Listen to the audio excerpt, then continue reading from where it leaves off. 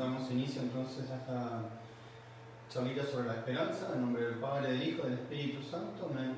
Dios te salve María, llena eres de gracia, el Señor es contigo. Bendita tú eres entre todas las mujeres y bendito es el fruto de tu vientre Jesús.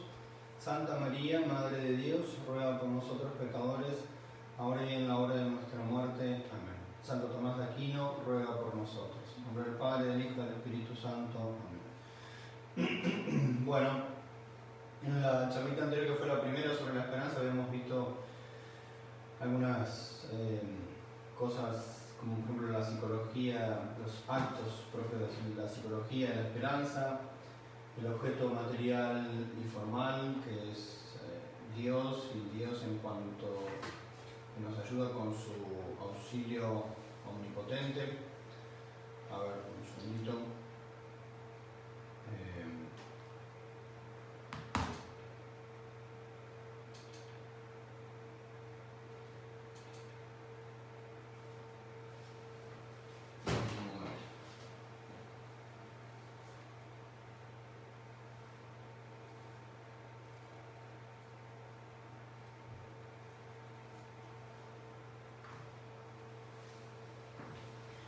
Y después vimos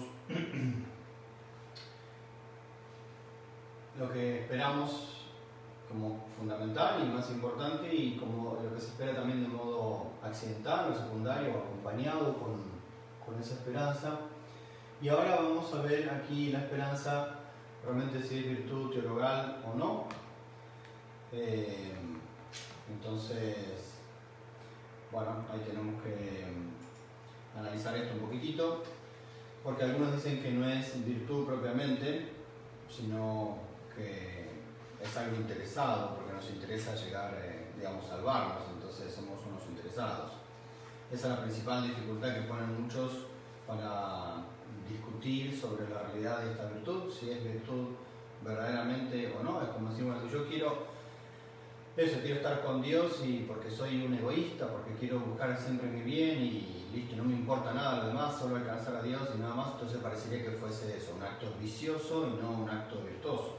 Sin embargo, en la Sagrada Escritura se enseña lo contrario, se enseña que sí es lícito y bueno esperar a Dios, es decir, desear estar con Dios, tenerlo a Dios en cuanto a bienaventuranza para nosotros como premio, que sea el premio de nuestra vida, y alcanzar esas recompensas que Él nos ha prometido, que están en la Sagrada Escritura y que nos las ha dicho Jesucristo explícitamente en más de una oportunidad.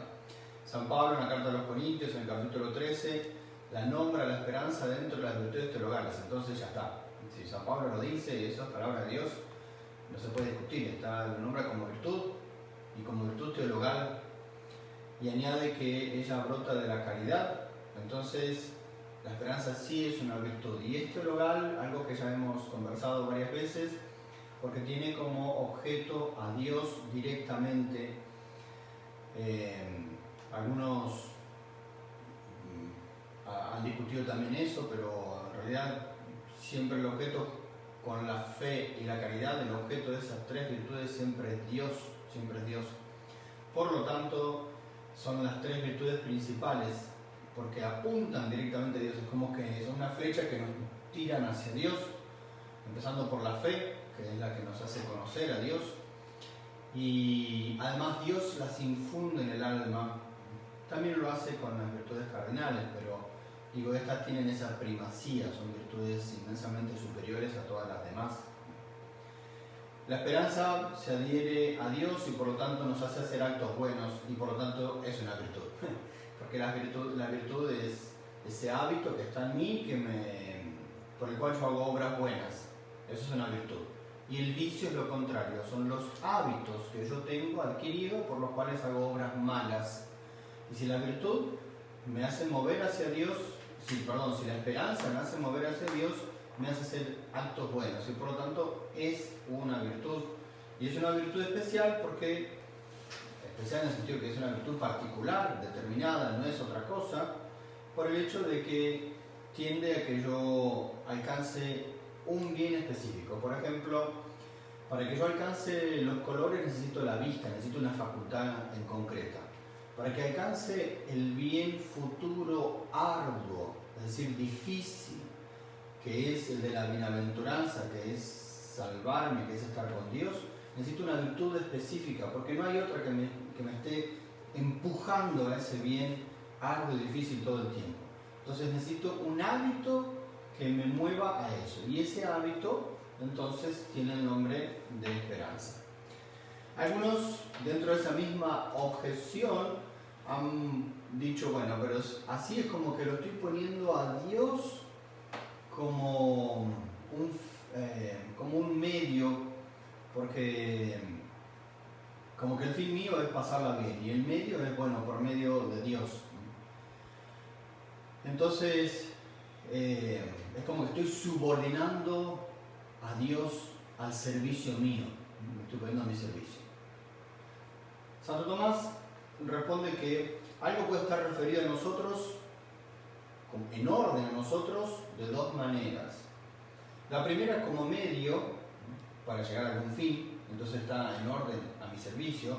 Tengo el auto que me puede conducir hasta el hospital, es un medio, lo tengo al servicio mío.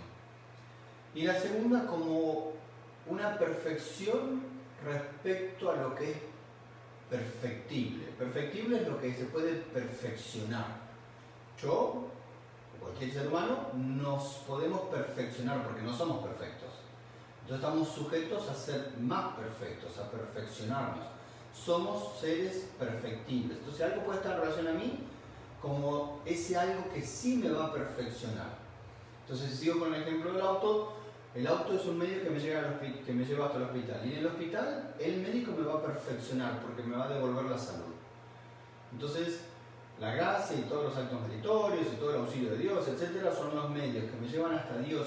Y Dios se relaciona conmigo no como un medio, sino como un fin, porque Él es el que me va a perfeccionar en la vida eterna. Entonces deseamos a Dios para nosotros en cuanto es la fuente suprema de perfección, no en cuanto que es un medio y que lo ponemos a nuestro servicio, no, sino en cuanto que es lo que me va a perfeccionar a mí. La fuente de perfección está en Él. Y entonces eso no es algo desordenado, eso no es algo vicioso, no es algo caprichoso, no es que esté mal. De hecho, Jesucristo se encarnó para eso, para que suceda justamente eso, para que nosotros podamos tender hacia Él y alcanzar la perfección. Entonces, apetecer el fin no es ordenar el fin a aquello que uno busca, sino ordenarlo a lo que a Dios que nos perfecciona. Bueno, entonces eso, la esperanza como virtud, primero si es virtud, y ahora si es teologal, ya lo respondí recién, es teologal porque alcanza a Dios como objeto. San Pablo la nombra, de hecho,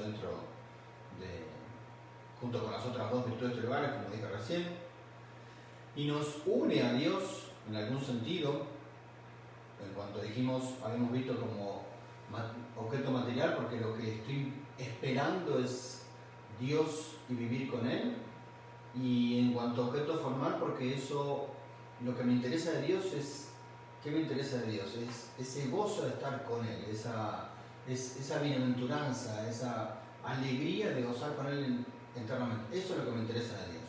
No me interesa que es justo, o que es infinito, sino que es aquel que me dará el gozo eterno, es quien me va a perfeccionar. Por supuesto que sí, hay que reconocer que si bien es virtud, que es virtud y que es virtud teologal, es una virtud comparada, por ejemplo, con las otras, tiene algo de imperfecto.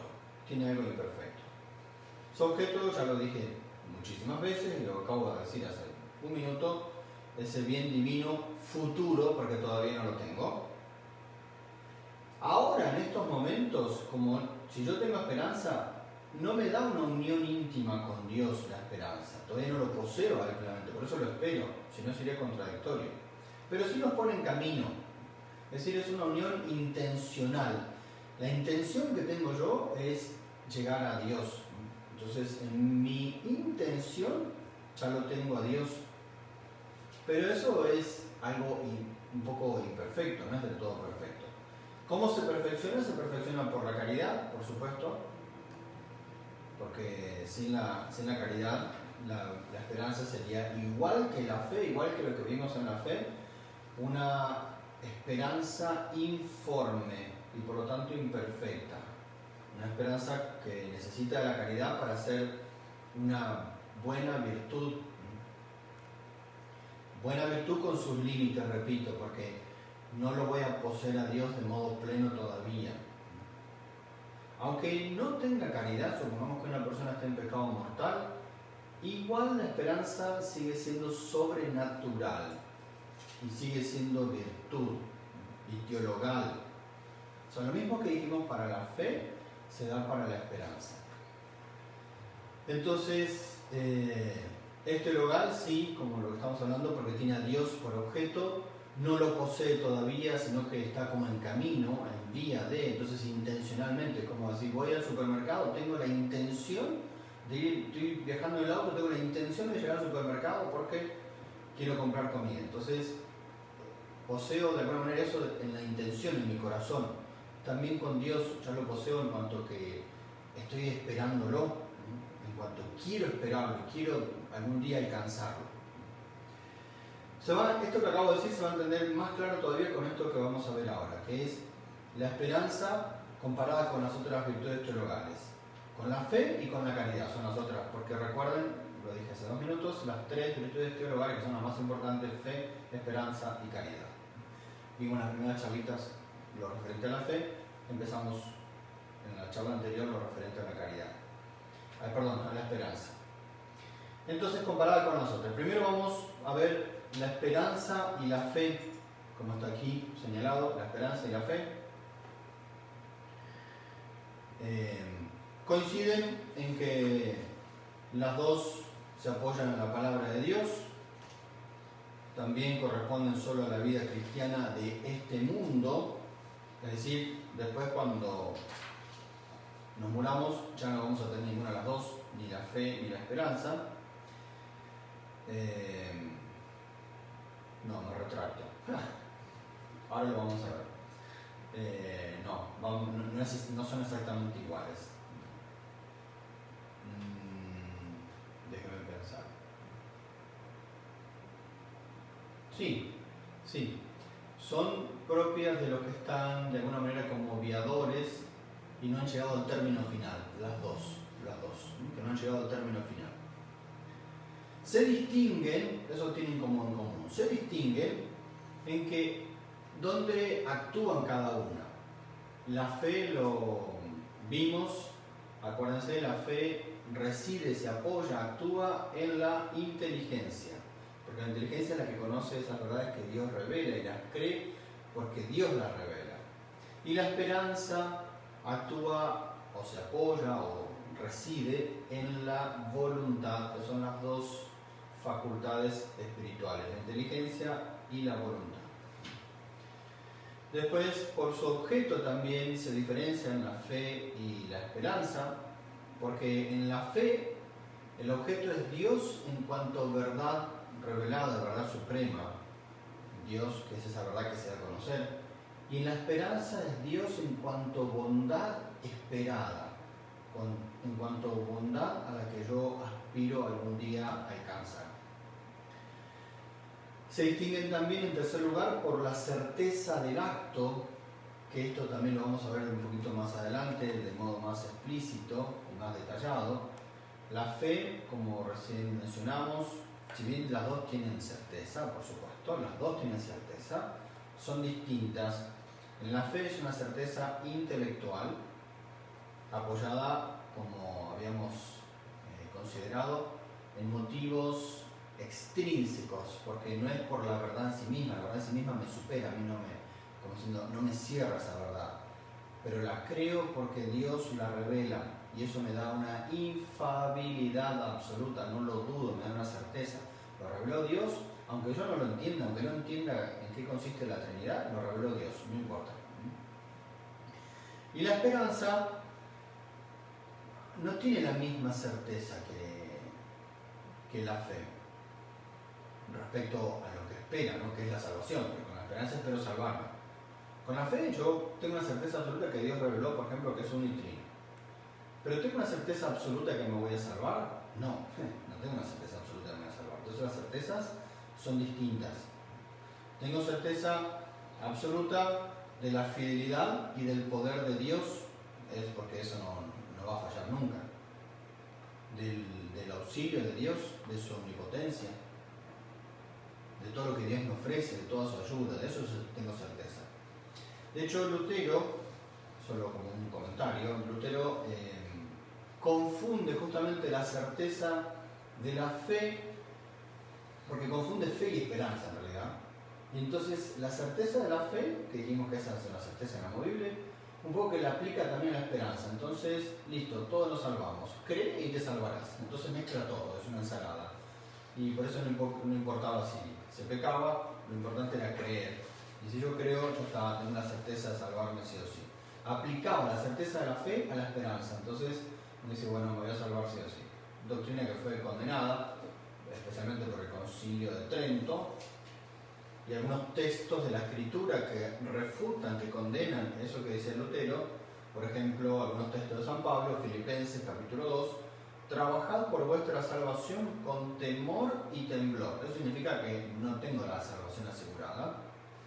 1 Corintios, no me siento culpable de nada, dice San Pablo, mas no por eso quedo justificado, porque quien me juzga es el Señor. No sé todavía qué va a pasar. No tengo cargo de conciencia, pero está todo en manos de Dios.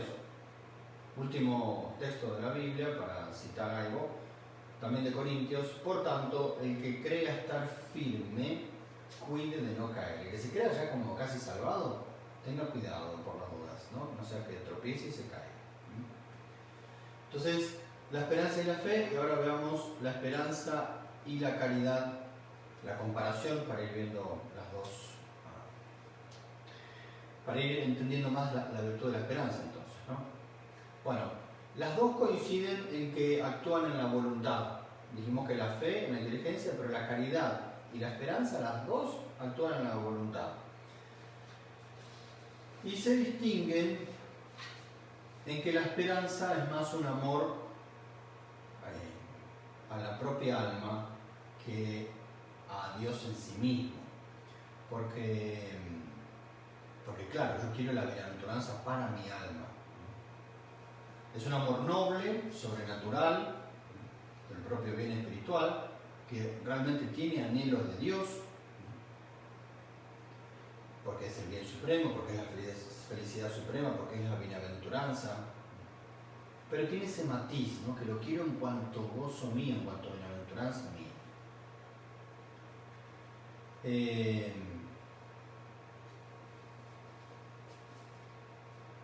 La esperanza y la caridad lo quiere a Dios en cuanto a Dios mismo, aunque yo nunca llegue al cielo. Dios por Dios mismo, también eso ya lo vamos a ver después, Dios mediante, cuando estudiemos la caridad, ¿no? Por eso la caridad es inmensamente superior a cualquier virtud. Después otra diferencia es que la esperanza es movimiento, va en camino, me empuja hacia Dios, y en cambio la caridad es cierto reposo, porque de alguna manera ya lo posee, porque los amantes se poseen mutuamente. Entonces, si yo amo a Dios, de alguna manera ya lo poseo. La caridad tiene por objeto un Dios presente, un bien presente. Y en consecuencia, tercera diferencia, la esperanza es lucha y la caridad es paz. Es lucha porque tiene que alcanzar un bien futuro y arduo, como vimos en la charlita anterior, cuando hablamos de la definición de esperanza. Un bien futuro y arduo. Entonces hay un combate. En cambio, la caridad, como vimos recién, es un reposo, porque ya lo poseo. Entonces ya está, gozo. Ahí tengo la paz. Por eso San Pablo hablará de los frutos del Espíritu Santo, también entre ellos el gozo y la paz.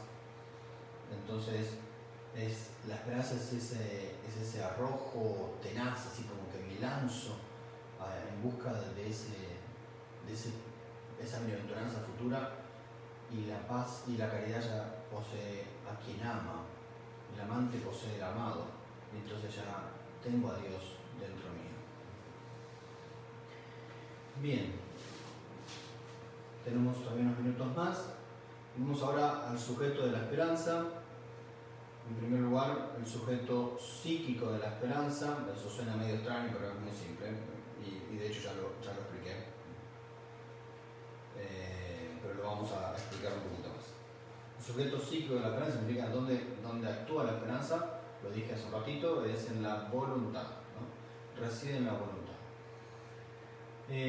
Santo Tomás lo dice, lo explica mucho, Dice, bueno, que todo hábito se descubre o se conoce por su obrar. Acá, ¿en qué consiste el obrar? Es en una apetencia, estoy apeteciendo llegar a la vida eterna, a la bienaventuranza. Entonces, si estoy apeteciendo, esa virtud reside o actúa en el apetito del hombre, porque justamente lo que me hace hacer es apetecer. El apetito del hombre se divide en dos: es el apetito sensitivo, que a su vez tiene dos modos: el que se llama concupiscible, que me hace apetecer las cosas deleitosas y placenteras, y el apetito irascible, ese me hace apetecer aquello que es difícil de alcanzar, que es arduo. El apetito sensitivo por un lado, y por otro lado el apetito espiritual. El apetito espiritual desea lo mismo que el apetito sensitivo, pero en el orden intelectual, en el orden espiritual, y ese se llama voluntad. En el orden espiritual se llama voluntad. Entonces, como lo que nosotros apetecemos acá es algo espiritual, que es la bienaventuranza, estar con Dios, entonces no lo apetece el apetito sensitivo, sino que quien lo apetece es el apetito espiritual, que se llama voluntad, porque tiene como objeto los bienes espirituales, y no hay nada más espiritual que Dios.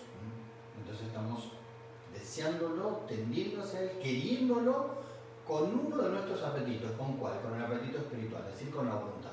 Por lo tanto, esta virtud de la esperanza está ahí, en la voluntad, actúa en la voluntad.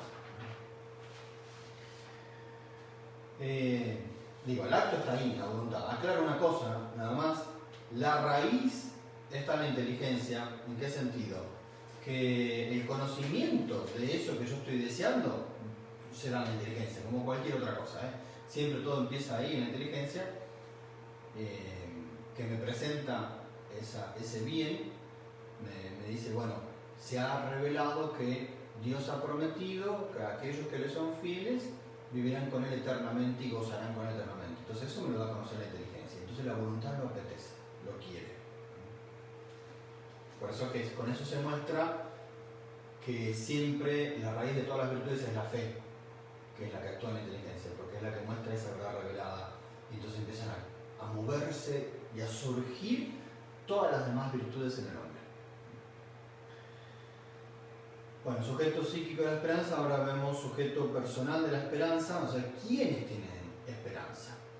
En primer lugar, los viadores, los que están en la vía, en el camino, los que están caminando.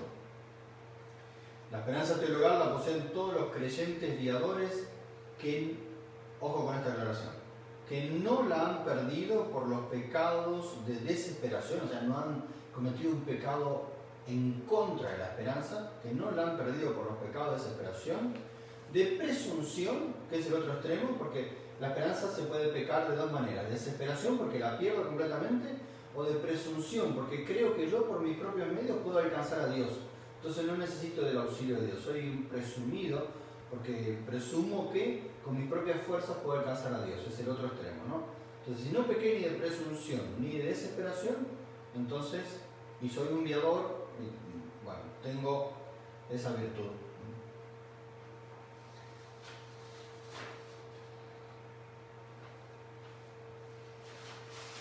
Esa virtud se me entrega en el momento del bautismo, porque cuando recibo la gracia se me dan todas las virtudes teologales, la recibo ahí. Eso lo dice también el Concilio de Trento, porque somos incorporados como miembros del cuerpo místico de Jesucristo, y por la gracia se nos dan la fe, la esperanza y la caridad. Y como dije hace un rato, esa esperanza permanece en el cristiano aunque haya cometido pecados mortales, siempre y cuando no haya pecado contra la esperanza, como dijimos recién, ¿no? Bueno, entonces en los viadores se da la esperanza, porque el sujeto personal de la esperanza. O sea, ¿quién tiene esperanza?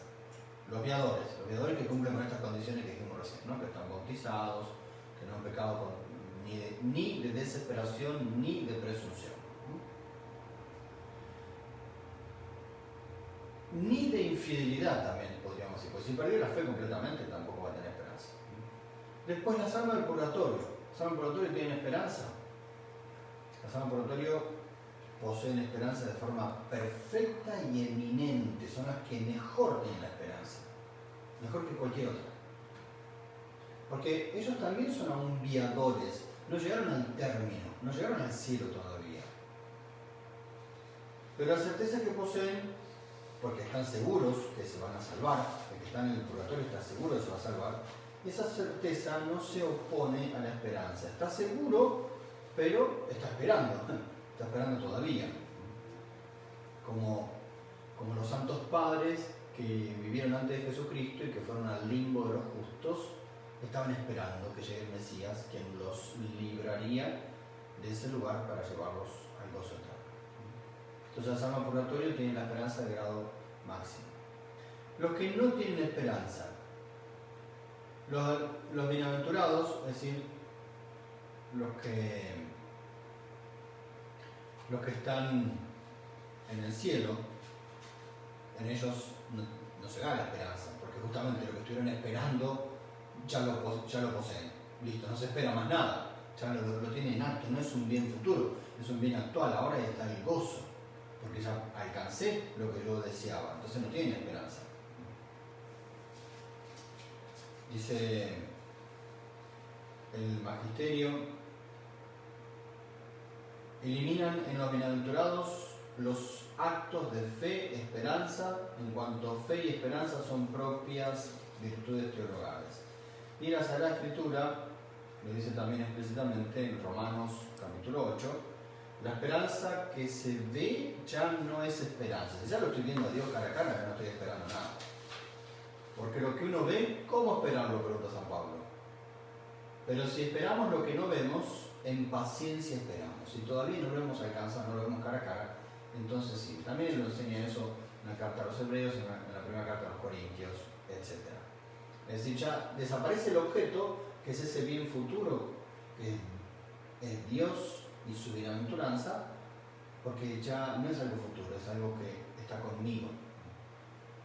Ya no hay un movimiento, ya hay una quietud, un reposo.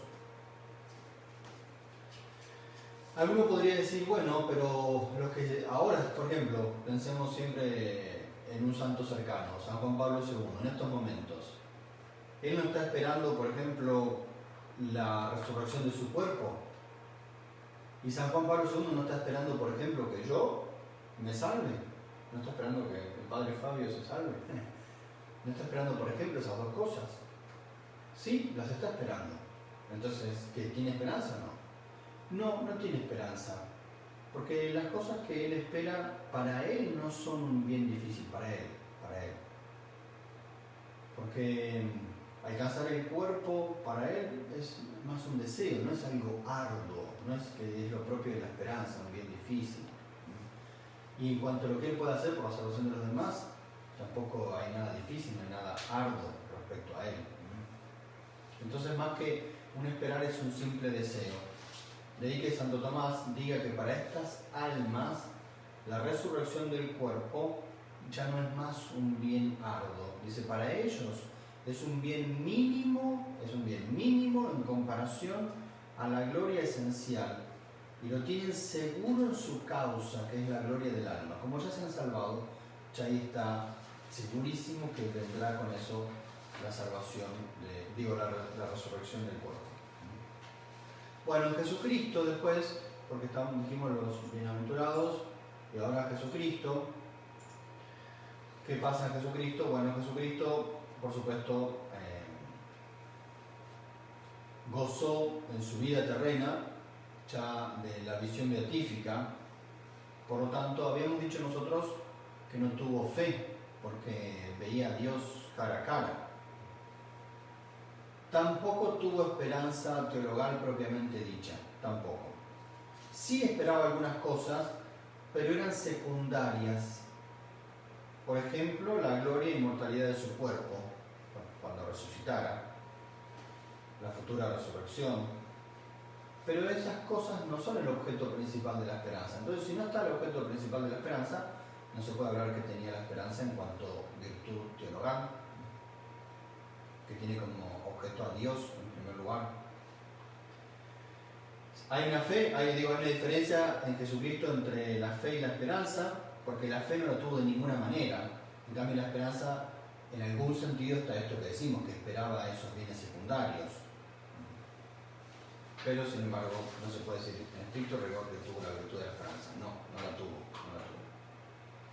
La esperanza en los condenados, bueno, eso se cita siempre, se pone como ejemplo el texto de Dante Alighieri en la Divina Comedia, que pone él en la entrada del infierno: lasciate ogni esperanza voi che entrare, o sea, dejad toda esperanza afuera los que entráis por aquí, los que entráis al infierno. Y eso es la naturaleza propia del infierno, que es la desesperación. Si el infierno tuviese, después de muchos siglos de sufrimiento, si las almas que están en el infierno tuviesen la posibilidad de salir del infierno, entonces el infierno ya no sería infierno, porque guardarían esperanza. En cambio, lo propio del infierno es que no salen nunca más. Y eso es lo que genera esa desesperación tan terrible e indescriptible para nosotros. Último punto, y ya terminamos, estoy 2 minutos, pero ya termino. La certeza de la esperanza, porque en la definición hemos visto que nos apoyamos en el auxilio omnipotente de Dios, y algo que yo no dije el otro día para no complicarlo, pero lo puedo agregar ahora, por lo menos el padre Rollo Marín lo dice, connotando la misericordia de Dios y la fidelidad de Dios. O sea, ese auxilio omnipotente de Dios significa todo, especialmente si tengo que destacar algo, es esa misericordia de Dios y su fidelidad a las promesas. Dios me ha prometido que si yo soy fiel, Él me va a salvar, y además es infinitamente misericordioso. Entonces, es un auxilio porque es omnipotente, es decir, tiene todo el poder para auxiliarme, puede hacer lo que quiera para ayudarme, y además eso hay que agregarle que es fiel y que es misericordioso. Entonces, tengo certeza de la esperanza. Respecto a ese objeto, dice el Concilio de Trento, todos deben poner en el auxilio divino una esperanza firmísima. Pero también añade el Concilio, todos deben temer. Entonces uno dice, bueno, a ver qué, o es seguro o tengo que tener miedo, ¿no? Porque parece como una contradicción. De hecho, la Sagrada Escritura todo el tiempo aplica textos que nos invita a confiar.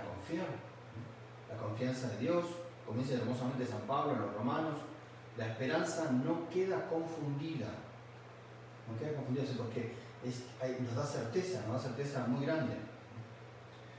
Entonces, en cuanto a que la esperanza se apoya en ese auxilio de Dios, evidentemente que implica para nosotros una certeza igual que la fe, absoluta, plena, total. El problema con la esperanza, que no tiene, como dije hace un rato, no tiene el mismo nivel de certeza que la fe. El problema con la esperanza es que si miramos a Dios, su auxilio omnipotente, connotando su fidelidad y su misericordia, eso no falla nunca. Entonces Dios nos da todo ese poder, así con un caudal de cosas que sobreabundan, más de lo que necesitamos. El problema está que si nos miramos a nosotros sí podemos desviarnos del camino, aunque Dios nos dé incluso más de lo que necesitamos. Por eso que la certeza de la esperanza es, como dijimos en la primera charla, ya sí, pero todavía no. Ya lo pasó a Dios, pero todavía no. La esperanza no quedará confundida, pero hay que buscar la salvación con temor y temblor. O sea, combinar las dos cosas. Es lo que permite combinar ese ya estoy, pero no estoy. Ya estamos salvados en Jesucristo, pero tenemos que todavía luchar el buen combate. Y eso es lo que tiene ese matiz propio de esta virtud. Bueno, con esto terminamos, me pasé unos 5 minutitos. No sé si hay alguna pregunta. Espero unos segundos si alguien quiere preguntar algo. Y si no.